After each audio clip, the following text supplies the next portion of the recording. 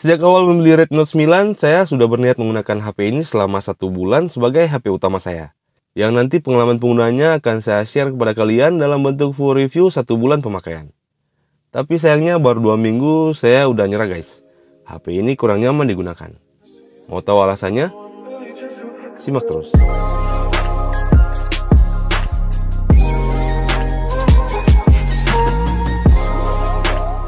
Jika kalian suka dengan video ini, jangan lupa like, share, and subscribe ya guys, agar kalian tidak ketinggalan video-video menarik lainnya dari channel ini.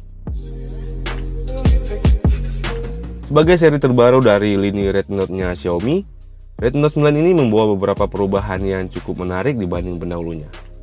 Dimulai dari desain kamera yang disusun mengotak dan diposisikan simetris di bagian tengah, menjadikan Redmi Note 9 ini terlihat cukup berbeda dari generasi sebelumnya. Namun cukup disayangkan sih, di seri ini justru Xiaomi kembali menggunakan cover belakang berbahan plastik. Dimana untuk seri sebelumnya Xiaomi menggunakan Corning Gorilla Glass 5 sebagai cover belakang Redmi Note 8 dan Redmi Note 7. Berbeda dengan cover belakangnya, pada sektor layar Redmi Note 9 mulai meninggalkan desain poni di seri sebelumnya dengan mulai menggunakan desain dot display sebagai tempat kamera selfie 13 megapikselnya. Yang tentu ini lebih kekinian. Xiaomi juga mulai mengikuti langkah pesaingnya dengan memberikan bonus anti gores bawaan sebagai proteksi tambahan. Kecerahan layarnya yang beresolusi Full HD ini juga cukup bagus untuk digunakan di luar ruangan. Walau ada sedikit catatan yang menurut saya perlu diperbaiki lewat update software, yaitu auto brightness-nya yang menurut saya kurang bisa beradaptasi dengan cahaya sekitar. Terkadang untuk kondisi di dalam ruangan pun cahayanya masih bisa di atas 50% yang akhirnya saya harus mematikan auto brightness-nya ini dan mengatur cahayanya secara manual agar kecerahan layarnya bisa sesuai dan tidak menyakiti mata kita. Minor sih, tapi menurut saya ini perlu kalian ketahui. Tapi untuk responsivitas layarnya saya tidak ada masalah.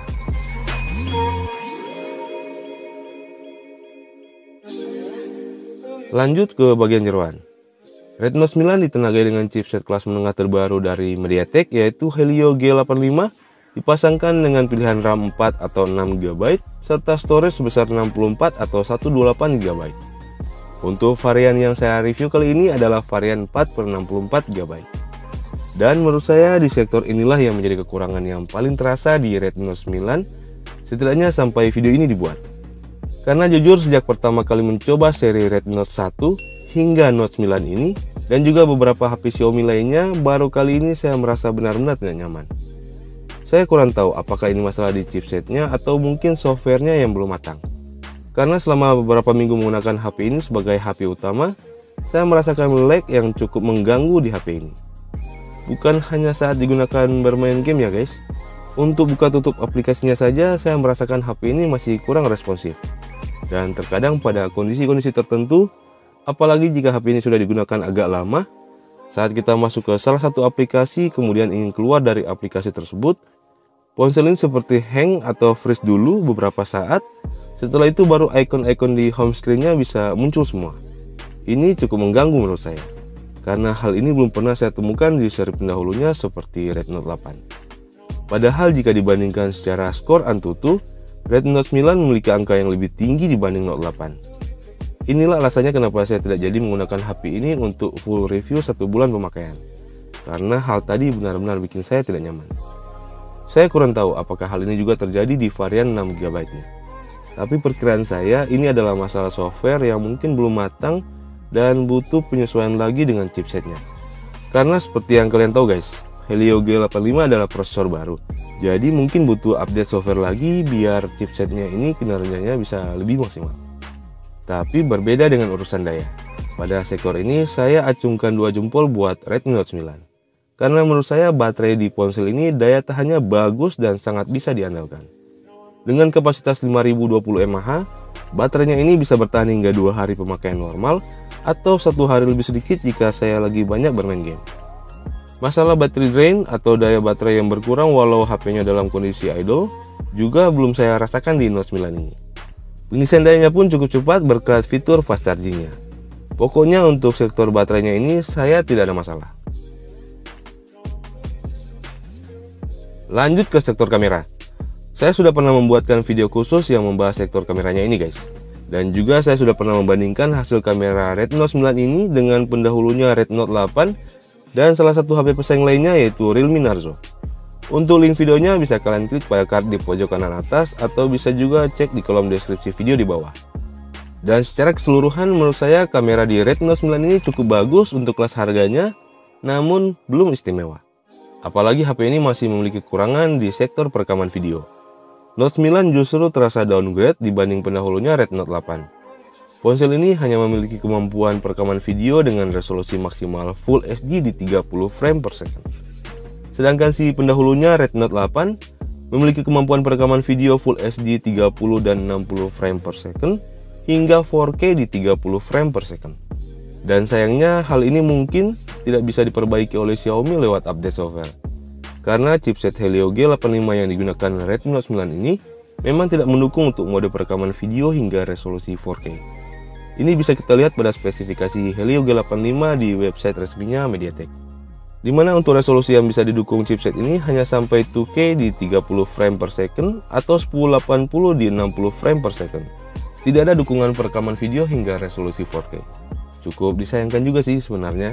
Namun overall menurut saya kamera dari Redmi Note 9 ini sudah cukup lah untuk bisa bersaing dengan HP-HP lain di kelas harganya saat ini. Apalagi pada fitur kameranya, HP ini sudah dilengkapi dengan mode Pro yang cukup lengkap, serta kemampuan pengambilan gambar dengan format RAW. Software kameranya juga memiliki fitur bingkai film yang bisa kita gunakan untuk membuat video ala-ala sinematik.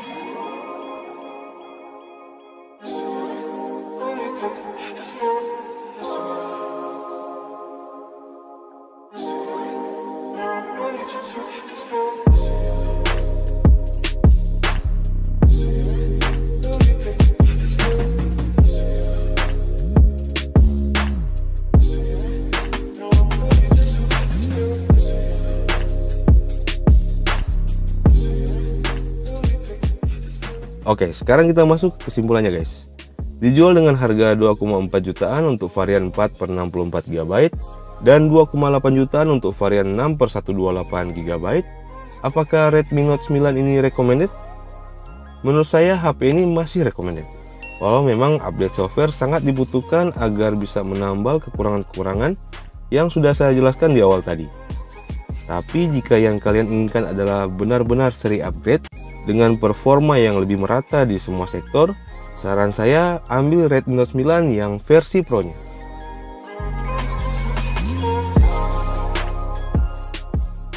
Oke guys, sekian dulu video kali ini, semoga bermanfaat. Jangan lupa klik tombol subscribe dan icon loncengnya.